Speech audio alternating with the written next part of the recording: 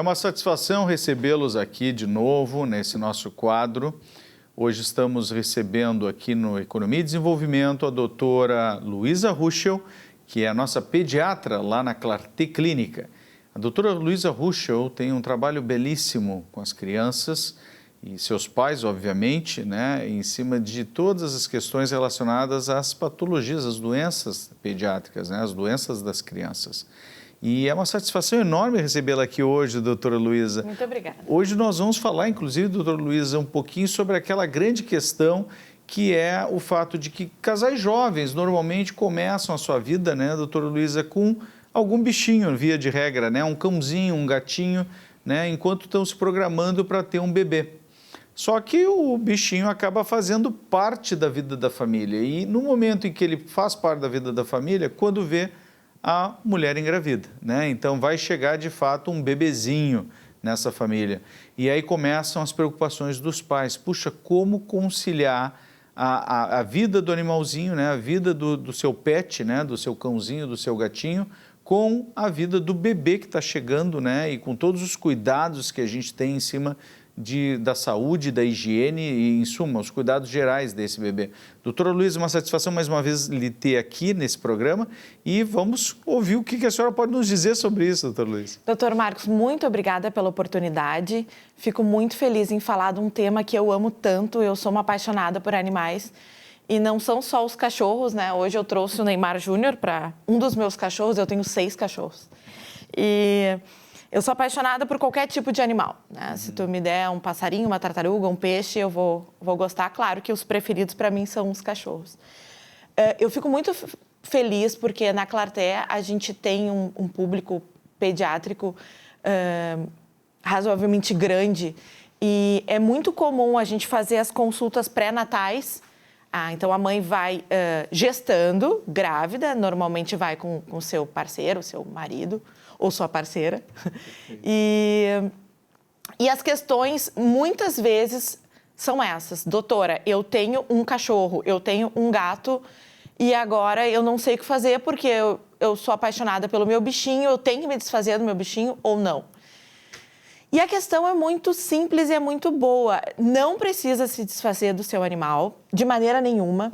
A gente tem muitos estudos que comprovam que a criança ter contato com cão ou gato antes dos 2 anos de idade previne alergia. O que muitas pessoas pensam que é o contrário, né? Eu vou ter um gatinho, um cachorrinho, tem pelo e a gente vai desenvolver alergia. É o contrário. Normalmente as crianças que têm doenças respiratórias, tipo asma, né? E o bebezinho ou a criancinha já vem manifestando ou alergias na pele, os pais ficam normalmente muito preocupados com essa questão, né? Será que isso está vindo do meu animalzinho, né? Então, nesse sentido, o que a gente pode pensar, doutora Luísa, em termos de riscos e benefícios? Claro, a senhora já me disse, a questão da imunidade, né? Isso. Então, parece que o animalzinho aumenta a imunidade dos bebês, né? Pelo que os estudos têm evidenciado. Tem mais alguns outros benefícios, doutora Luísa? Tem. A microbiota intestinal, as bactérias que vivem no nosso intestino, elas são responsáveis por quase toda a imunidade do nosso corpo. E isso foi verificado um aumento da microbiota intestinal, ou seja, um aumento da imunidade pelas bactérias que vivem no cão e nos gatos. Então, desenvolve essa imunidade maior pelo convívio com os animais. É importante ressaltar que depois dos 2 anos de idade, ter um gatinho, um cachorrinho, às vezes, se a criança é atópica, que a gente chama de uma criança alérgica, uma criança asmática, a gente pode ter um prejuízo. Então, por isso que é importante esse contato bebê-animal. A gente vê o estudo foi feito com gato e cachorro. Então, a gente não tem embasamento para dizer que isso acontece com o porquinho da Índia, com coelhinho, com passarinho. Então, a gente tem com um cãozinho. A gente tem um problema só, um vilão, que são as crianças muito asmáticas, é o gato. Né? O gato, eu sou apaixonada por gato também. Mas, assim, o gato, o problema dele não é o pelo, todo mundo acha que é o pelo. O gato tem uma proteína na saliva dele e quando ele se lambe, ele solta esse alergênico, né? Uma proteína que causa alergia. Mas tem um inseto que causa muito mais problema do que o gato na asma, que é a barata.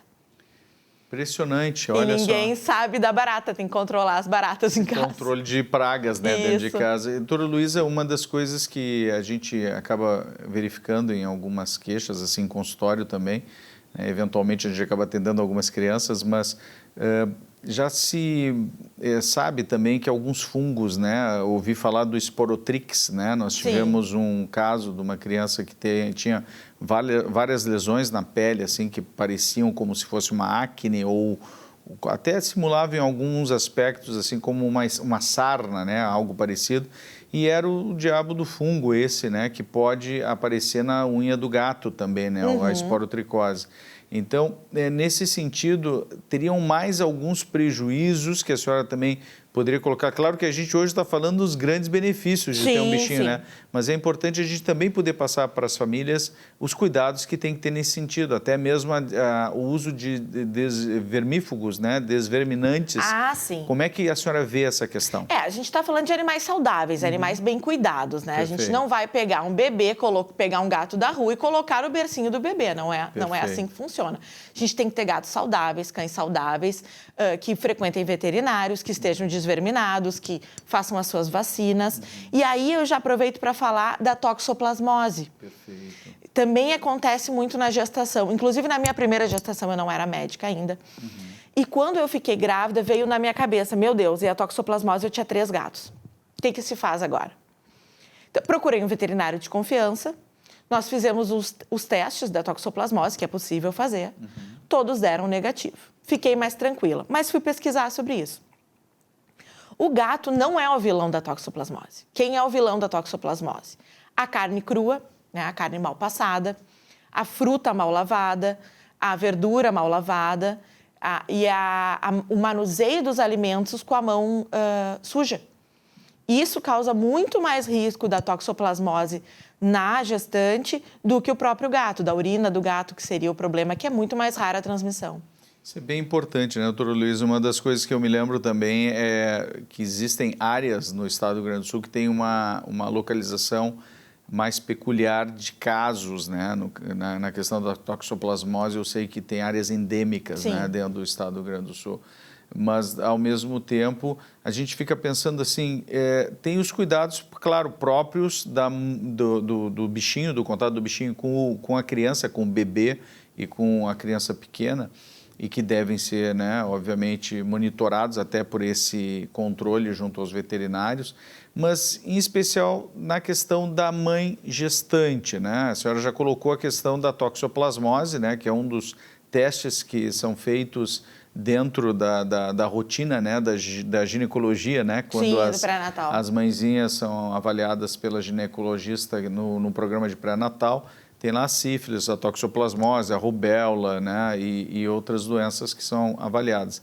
Existem mais alguns cuidados nesse sentido, em especial doenças de cães e gatos que deveriam ser monitoradas ou melhor avaliadas também nesse período, doutora Luísa? Não. Nesse sentido, nada em especial? Não, nesse sentido não. É mais o que a gente combinou, né? Cães e gatos que frequentem veterinários, cães e gatos saudáveis, desverminados, vacinados, não teria problema nenhum. Ou seja, os nossos gestantes podem ficar com seus filhotinhos primeiros, vamos dizer assim, né? Sim, os primeiros filhotes, os primeiros filhotes mesmo. Que são justamente seus pets, né? Eles só vão trazer benefícios. Sem nenhuma preocupação, então, nesse sentido. Isso é bem importante a gente poder passar para o nosso público, né, também. E do ponto de vista, assim, quando a gente pensa, doutora Luísa, na recuperação das crianças, né? A gente sabe hoje que tem uma área sendo desenvolvida cada vez mais e pesquisada, que é a pet terapia, né? Quer dizer, o uso dos animaizinhos para recuperação de crianças, em especial com doenças crônicas, né? Ou até crianças em recuperação em tratamento de câncer também, que é uma situação bastante dramática. Mas como que a senhora vê essa possibilidade também da utilização dos animaizinhos dentro de um programa de terapia? Como é que a senhora procura inserir isso dentro da sua rotina também, como pediatra? A pet terapia ela é muito interessante, porque ela abrange vários campos. Ela abrange o campo da criança até o idoso. O idoso tem se beneficiado muito dessa questão do apego com os pets. Não precisa ter o seu pet dentro de casa, mas assim, tem muitas terapeutas ocupacionais que levam os animais nas próprias casas de repouso, nos hospitais, e isso faz muito bem para os idosos, muito bem. Tem muitos estudos sobre isso que relatam diminuição do estresse, da ansiedade, da depressão, maior aderência ao tratamento das doenças, maior autoestima e, principalmente, menor risco cardiovascular. Isso foi feito um estudo de 2 grupos com depressão. O grupo 1 aceitou ter um PET, que não tinha, o grupo 2 não aceitou. O que foi visto no grupo 1? Diminuição da depressão, diminuição de risco cardiovascular por diminuição da pressão alta. Impressionante isso, né? Até diminuição da obesidade foi visto. Impressionante. Pelo aumento da relação, então, do ser humano com o animalzinho, né? Exatamente. Então, um potencial no sentido de diminuir os fatores estressantes da vida da pessoa, provavelmente, né? Exatamente. Eu me lembro que eu li alguma coisa também relacionada a esse nível de controle efetivo e bem objetivo, de fato, de redução de níveis de pressão em pacientes que tinham a convivência com pequenos animais, né? Isso é muito importante. Alguma outra vivência, doutora Luísa, que tenha ou que recomende, por exemplo, para crianças que eventualmente tenham esse tipo de acesso, né? Mas, por exemplo, o contato com os cavalos, né? Ecoterapia e outros animais, alguma outra questão que a senhora tenha lido nesse sentido também? Sim, os cavalos e os cachorros são os campeões da pet terapia. Todos os animais podem fazer parte da pet terapia, mas esses 2 são os principais.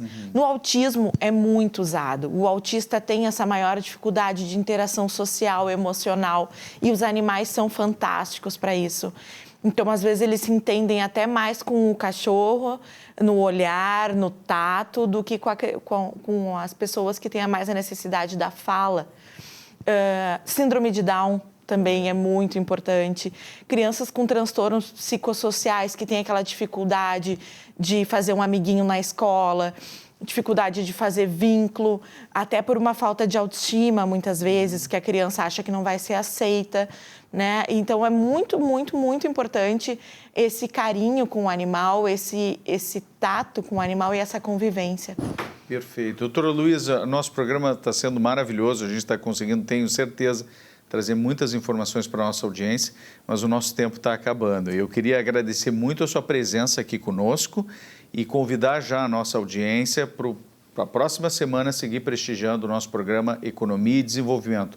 Mais uma vez foi uma satisfação enorme lhe ter aqui, espero que volte outras vezes conosco, doutora Luísa, e agradeço mais uma vez a audiência de vocês aqui, sempre nesse canal, podendo assistir o nosso programa Economia e Desenvolvimento. Um grande abraço e até a próxima semana.